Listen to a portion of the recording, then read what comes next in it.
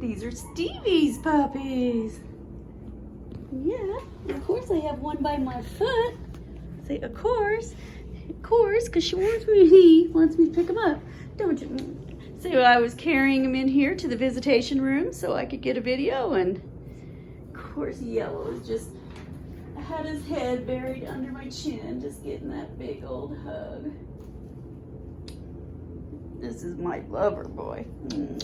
I know, kiss, kiss, kiss. He has to give me so many kisses, but they want to see you playing, not giving me kisses.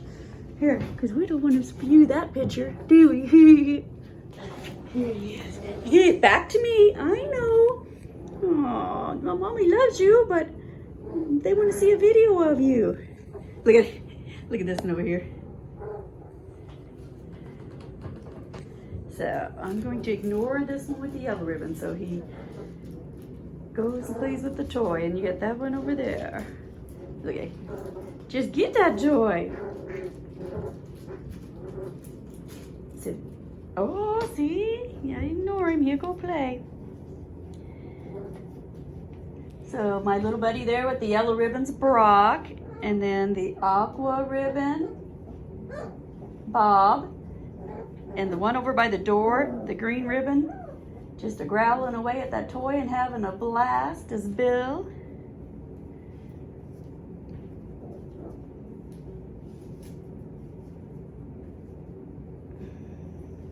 So Aqua's the big boy, and then we had the two little boys.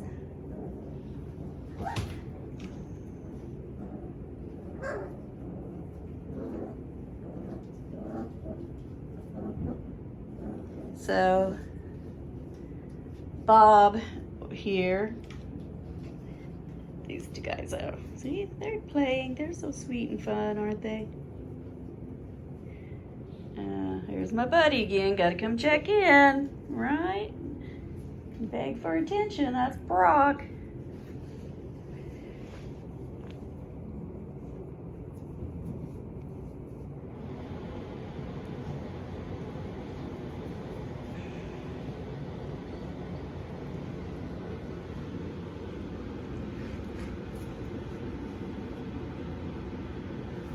Look at these guys here.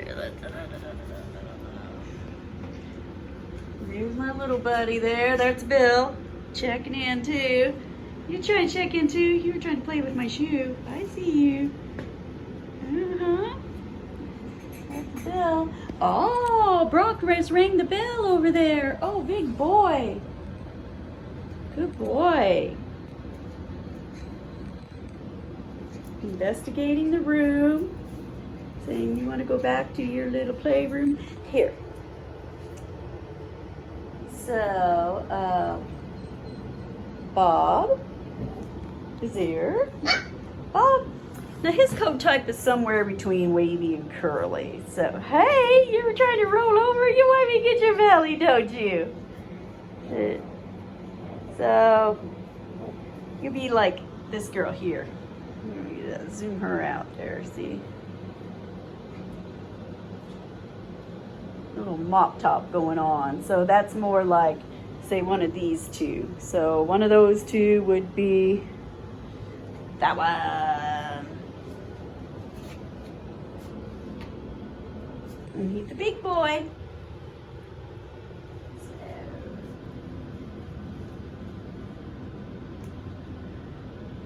Ooh, Bob.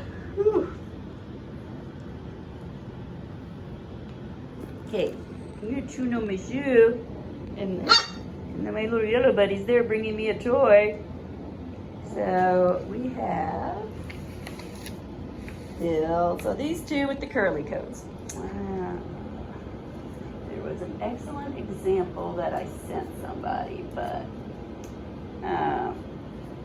big loose curls. Juice. You know, I'm going to say almost like this. Is there? Yeah, yep. That's the closest of the example on the wall here. I have a wall of, you know, pictures customers had sent me over the past, and I'll show you what a poodle looks like. That one's, you know, pretty much the good example too of what a curly coat looks like. You can see it more better on the lighter dogs. Come here, Sophie. So show you what a poodle, because a poodle gets this tight. So, Sophie. She's a poodle. Sophie.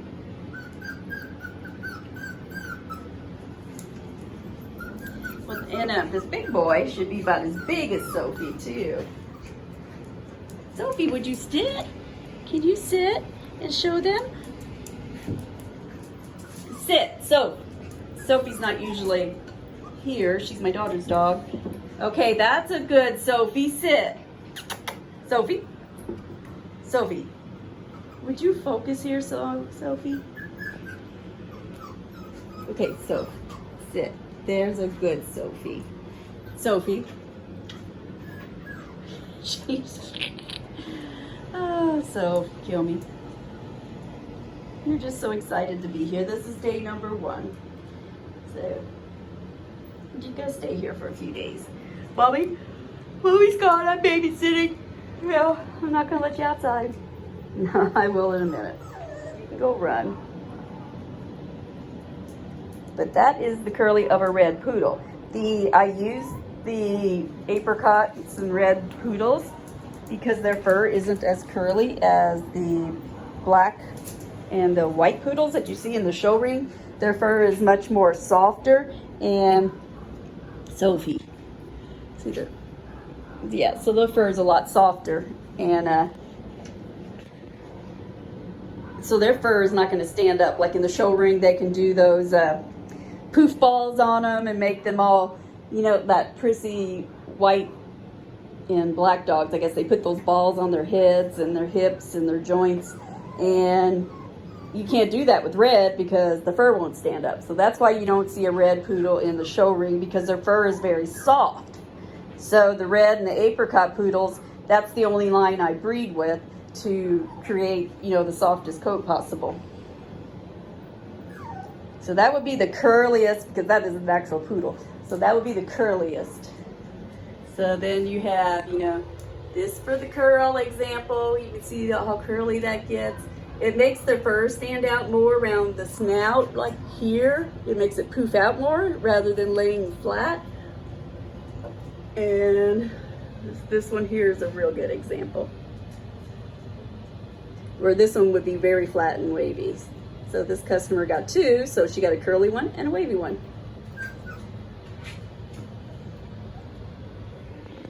Okay, you guys. Hey, Soph, you want to go outside now? Sophie.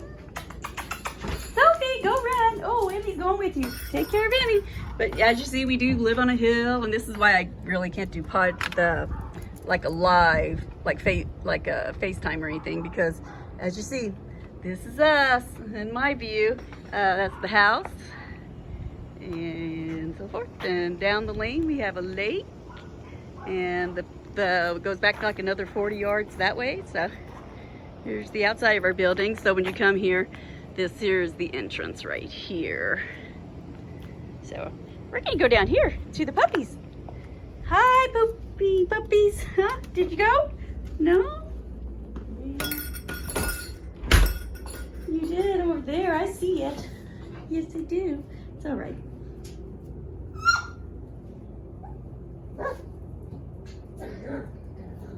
No, go get him. Go play.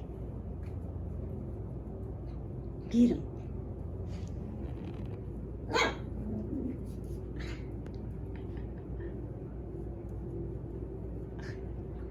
Now you potty.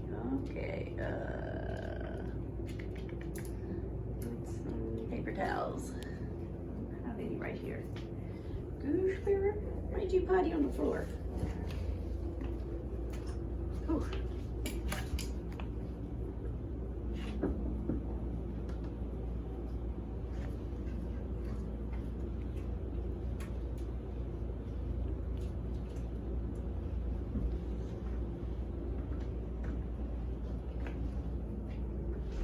Oh, there it is.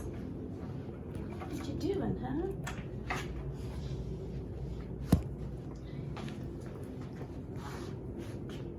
Look at him just sit there. You sure are cute. Is that Brock? Is this a cutie, Brock? Yes, you are. Oh, you say, wait, let me get in there, huh? You're a little spunky boy, aren't you? Poor spunky boy.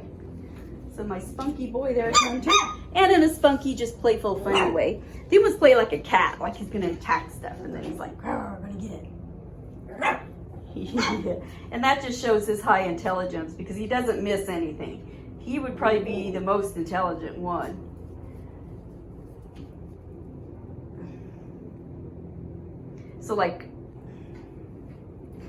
So if I'm doing the puppy testing, I would put him definitely as a working class dog. I mean, he could be trained for anything. Because I have bomb sniffers, cadaver sniffers, airport workers, and you know, I have a lot of dogs that work with people that are in wheelchairs.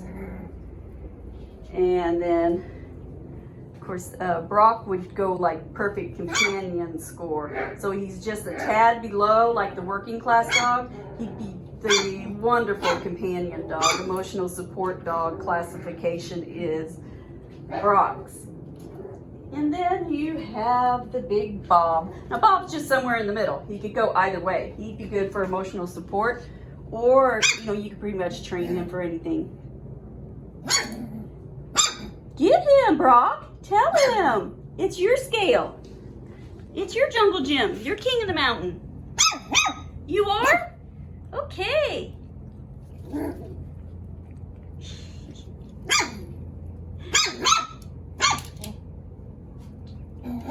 Oh, he's trying to get him to play. You can't get him to play? Huh? No, you're going to give it up then because he won't play with you. Go get him. Go get him. Love the way they hop around.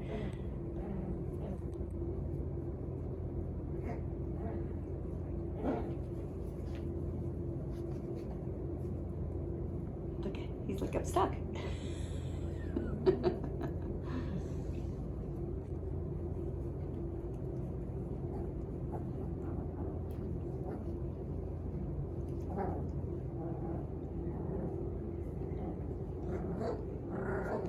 And this little playful boy, you're playing with my shoes. You're not going to get attention when you do that. No. We just need to distract you and give you something else to play with. There you go.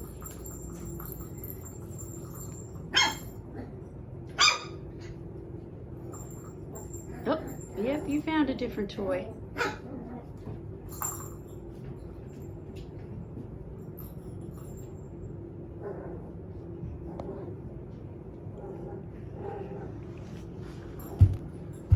Such a funny little boy.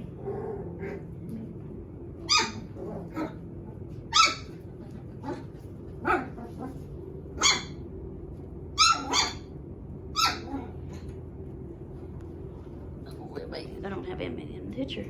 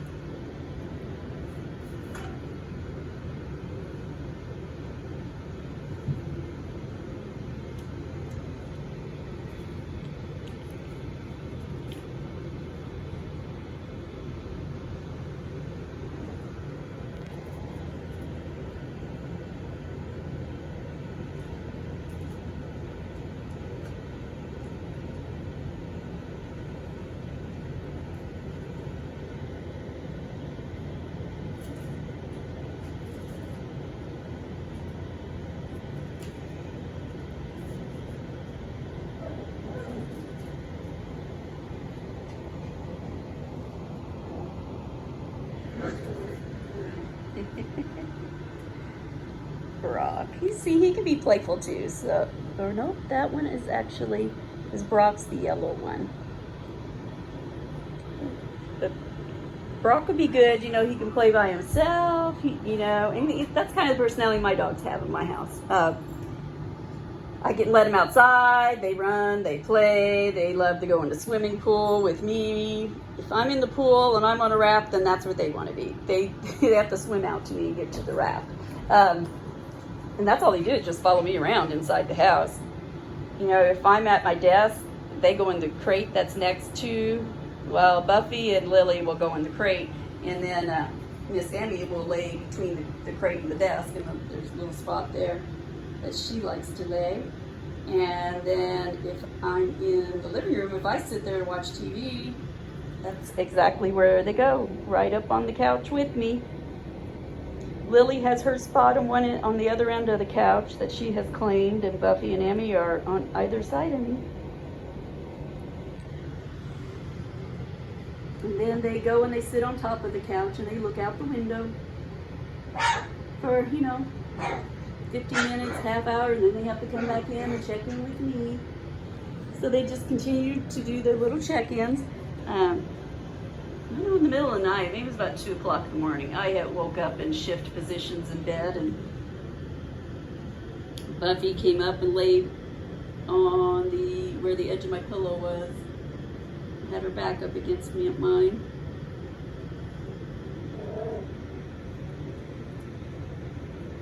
So they have to check in during the night too.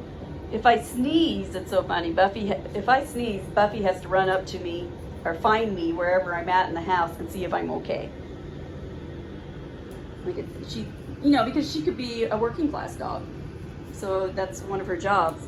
When my grandson had to get a breathing machine, he was about 7 or 8, had to get a breathing machine, and their dog would actually just lay right beside him and stare at that breathing machine all night long. It's like that's what the dog thought it had to do. It's protective. It wants to make sure that he's okay.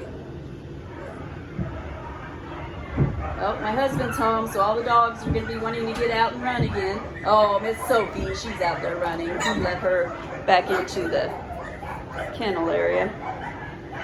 So I best get going, but there you are. These wonderful 3 puppies that are left to pick from Stevie's litter. Oh, Brock is in bed. He said he's had enough. And there goes his buddy.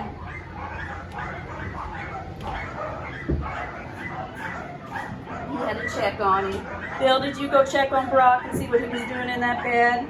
Okay. Hope this all helps. But there's the gift bags we give away, and we got a couple puppies leaving here in a minute, so that's the paperwork. So paperwork you get, like this puppy's that's their vet chart. You're going to take the vet chart with you to the vet, and then all the paperwork from the vet and the vaccination today and the checkup form. You get all that, registration on the microchip, registration for the puppy, CKC, warranty. You get 2 copies because one you sign and send back, and then your insurance, and then a sample of the vitamins. So there you have it, and enjoy picking your puppies. Who's following me now?